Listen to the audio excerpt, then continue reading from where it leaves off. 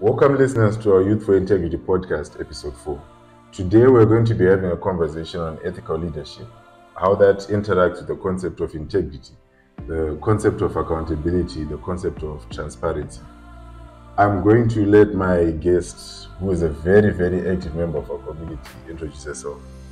Over to you. Thank you very much, Tao, for having me.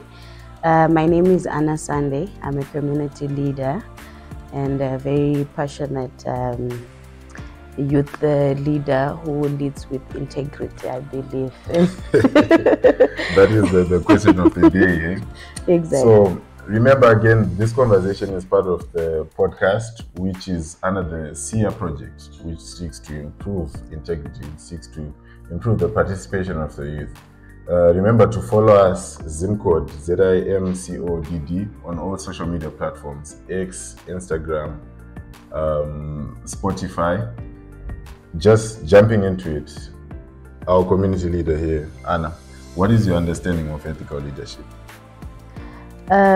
Ethical leadership speaks to one's leading with the principle of integrity, making sure that you are transparent in your conduct, you are accountable in your work, you exercise high levels of professionalism within your conduct and your scope of work, how one person relates with the work that they are doing, and ensuring that they are creating room for other people to engage, scrutinize with their work, and also give feedback and clarity to the work that they are doing. And knowing that the work that you are doing is not for you, it's for somebody else's benefit. And if it's for somebody else's benefit, then that person who is on the receiving end have got a say as to the inputs and the outputs of the kind of work that you are doing. And I think that speaks to the ethics of leadership, basically. Okay, so this is me just coming from a layman's point of view here. So we look at the aspect of leadership, the aspect of governance, and we think of leaders who, once you're elected into power or once you have a position of influence, it doesn't even have to be in government. It could be in a local authority. It could be in a private setup, in a company. Even in a church. Even in a family. Yeah. So you're not ruling, you're leading. Is there a difference between ruling and leading? Yes, and I think the most fundamental difference is that when you are ruling, you're exercising power over. Like when you're exercising power over, it means that all your subordinates, everything that you say, your word is the command. You are not allowing other people to express themselves around you and around your conduct and how people basically engage with your work. But when you are leading, you are also taking note that somebody else is giving up their right to act in a certain way, but they're giving you a mandate. So what you do with that mandate, you exercise power with, you lead together with your people, you form a relationship of coexistence and making sure that you are within the confines of knowing your boundaries and knowing where other people get to put an input. I feel like maybe that is where the difference might lie. So you're not imposing your will over people. You're actually taking their will as the mandate comes from them. Yes. So you're expressing their will through yourself. Yeah, and there's another word for that. It's called the social contract. Yes. So when you have a social contract, there are certain individuals within the society or a group of number of people, and it happens through the electoral systems when not all of us wants to go to council, but we can select one amongst us who can lead. So if you are selected, that means that you are going to represent the interests of the people that have selected you. Okay.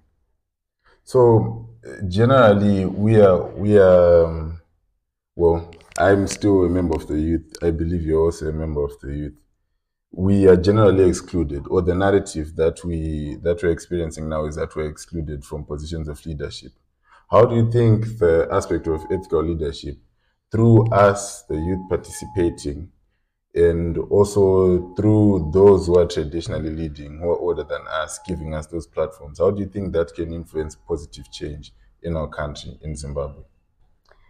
Yeah, yes, it's true that as a society, as a country, there are a number of challenges that people are still having in terms of having young people leading or taking up leadership positions, especially uh, the influential one. There is a general perspective that young people are not prepared, young people do not have the experience.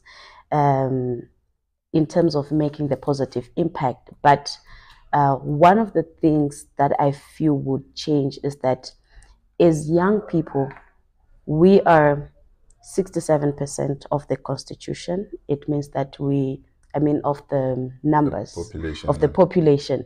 So what that means is that we are majority. And in terms of democracy, we are the majority. It means that if we effectively participate, young people are going to contribute to a positive change in terms of upholding integrity principles because we actually have the numbers. Sometimes maybe the challenges that we are having is that we are having the few leading and the many having their voices suppressed. So now, with our numbers, we feel the most in terms of the shortcomings of those that are in the governing authority. Okay.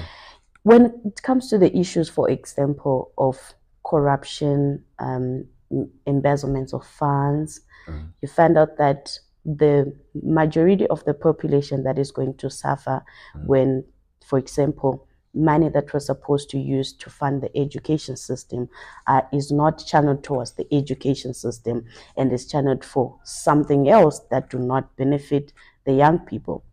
So funding the institutions that promote the growth, the capacitation of the youth is making sure that we are empowering the youth. And that is when that is taken away from us, we tend to feel the most. We are the ones that are disadvantaged. So coming from a point of disadvantage is a superpower on its own because you have experienced what is not supposed to be. So when you're coming from a position of knowing and feeling what is not supposed to be, if you get a chance or given a chance, you are leading from a perspective of what then is supposed to be done. What is supposed to be done, that is what the youth is representing.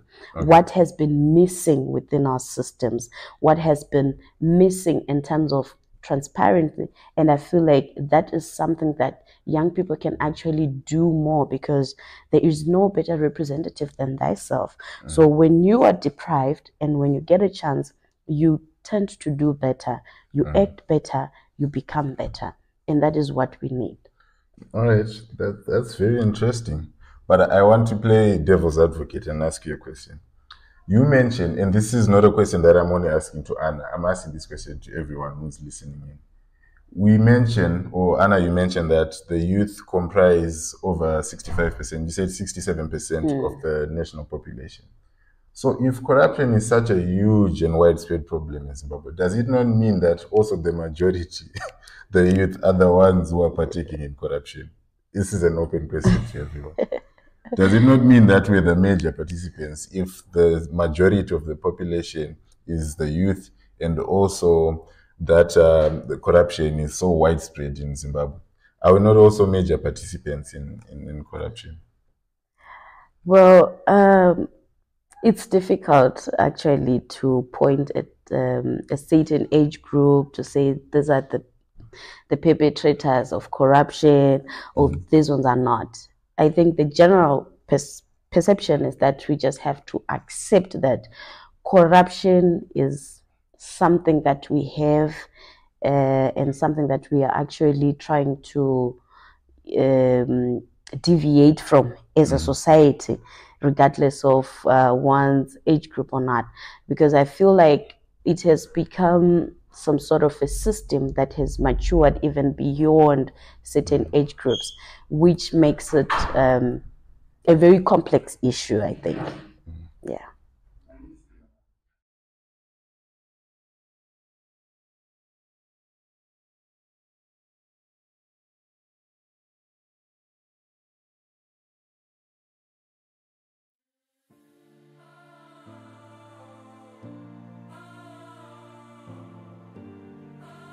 So, getting back into it, Anna, I want to ask you a question. What are some of the challenges that young leaders face in upholding ethical standards? And maybe what do you think are the mechanisms that they can adopt to improve integrity and ethical standards? I think the biggest challenge is that we are existing in a system that has been used to benefit certain individuals or people of a certain class to the expense of the minority groups, if I might put it that way. So penetrating and becoming exceptional in that system might be difficult, especially for a young leader, because when you exist in a system, it means that there is supposed to be some cultural changes for us to start to practice new things and to introduce new ways of doing things within that system. And like what people usually say, especially this is common amongst the youth, that we always say that there is freedom of speech, but honestly there is no freedom after speaking. So when you exist within that system, it becomes, easy for you to be singled out, and it's the risk that most of the young people might find it difficult to pursue, especially in that road, when there is no solidarity or there are no other systems that protect individuals like that. So I find that the incapacitation of systems to have clean ways of doing things makes it difficult for pure or voices of pure intention to actually exist and make an impactful a change. But I think what can be done is to ensuring that there are strong and proper mechanisms that protect integrity, like integrity hubs within every corporate system. I'm sure you know that people in the church might feel that they are not entitled to uphold integrity, but this matter goes beyond handling of funds. It goes beyond interrogating how much was given and how much was used. It is about how we even treat each other in a society, how we look up to each other, how we are able to stand for one another. So that is the certain level that we must understand, that integrity is not only about money. Integrity also is about livelihoods, it's about our culture, it's about Ubuntu. And I think that is where we must strive to be as a society. So, you bring out a very interesting point there. It's not just about integrity as a question about governance. It also starts with the small things in our society, the culture of Ubuntu, caring for each other. That's the basis of it. That's very good. And you also bring out an aspect of solidarity. And I have a question there. So, is it only about leading in positions of power, such as government, such as in a local authority? Or is it also about supporting the ones who lead? Is there a space for you to just support the people who lead, to not only be the person in the front office, but also at the back? Is it only about taking up positions of power? Is that the whole concept of leadership? No, that's not the approach. Um, the whole concept of leadership also implies that you know that you get also to appreciate that as an individual or as a human being, there are certain things and tasks that you are unable to fulfill without the intervention and the assistance of the next person. And it also comes to realizing that each and every single individual was capacitated with different capabilities.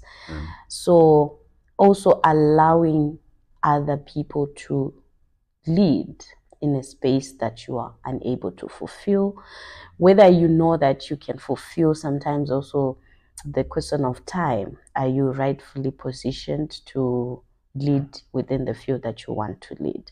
So leadership is not only about taking the forefront, but it's also about active participation. So when you're actively participating, you are not only supposed to be, for example, in government, but as a citizen, you can actively participate on your rights that are inscribed in the Constitution. Are you fulfilling your mandate as an individual? So that's also participating where your other civic duties are concerned. Yes. Pitching up for elections. Yes. If you know the Constitution, maybe going to the next person and explaining what the Constitution means to them, and also ensuring that the people around you also understand their social rights. Yeah, and not participating in corruption, undermining integrity practices within a society. That is also part of actively participating. You are also leading, but you are not taking a forefront, because if one of us attempts to break the cycle, to say, I'm not going to be bribing the police, I'm not going to engage in corrupt activities, you are breaking the cycle you have led. That's an interesting. That sounds like a campaign point. Breaking the cycle. So Yeah. it begins with you. It's your responsibility. It's your civic duty to break the cycle. To be the first person to say no. I will not pay this bribe. I will not participate in this corrupt deal. Even though right now, due to issues of unemployment, and I think that's another aspect that we need to consider. The other reason that people are participating in corruption is because there are no jobs. The youth are unemployed. So what is it within them that gets them to say, no, I will not participate in corruption? Even though knowing you need to survive, but so what is it within them that leads them to say, no, I will not participate. I will break the cycle, as you suggested. Okay, so if you choose to say, just because I'm unemployed, there's no employment opportunities out there, so I'm just gonna go with the flow and do or engage myself into corrupt deals. What that means is that you get to lose more, because for example, the resources that were supposed to be channeled into sustainable institutions that ensure that your future and that of your children is secure, you are using it now. You are sacrificing your future for a moment. And I think we need to be wise enough to cross that border, to cross that mentality, to think that today, it's only today that matters. Tomorrow doesn't matter. I will see what I'll do tomorrow. And I think that is one of the reasons why we are even here as a country. We need to ensure that we secure the future by doing the right thing. I feel like we must get to a point where certain principles such as integrity, accountability, transparency, and consistency in conduct. Because I feel like when people start to engage in corruption, there's a certain principle that they have overlooked. So there's no consistency in conduct. So which means that in undermining integrity, there is no sustainability. So we must ensure that we invest in sustainable ways to secure one's employment, to secure one's future. Your financial security depends on the investment that we are doing now. And it's not only today that matters. Right. Those are very interesting points, comrade. And I think you mentioned something that I liked there, and it sounded like a command to me. So you and me are going to give our viewers a command. You said we need to break the cycle and we should not kill our future now. So we're going to face the camera and speak to our viewers and tell them to break the cycle and to not kill the future. Do you want us to repeat that? Yes. So break the cycle, cycle. Don't kill your future now. Yeah.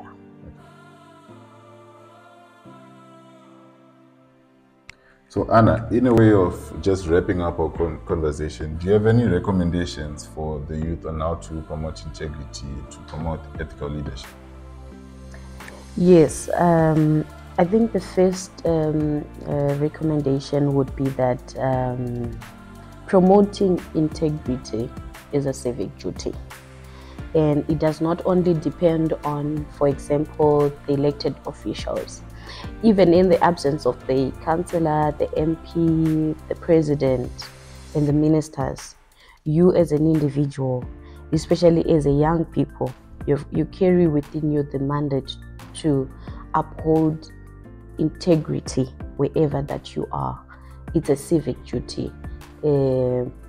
This should be upon your own self to ensure that, in a way, your lifestyle, your conduct, what are you doing to ensure that you live in clean ways and you are accountable not only to yourself but even to the people that are around you.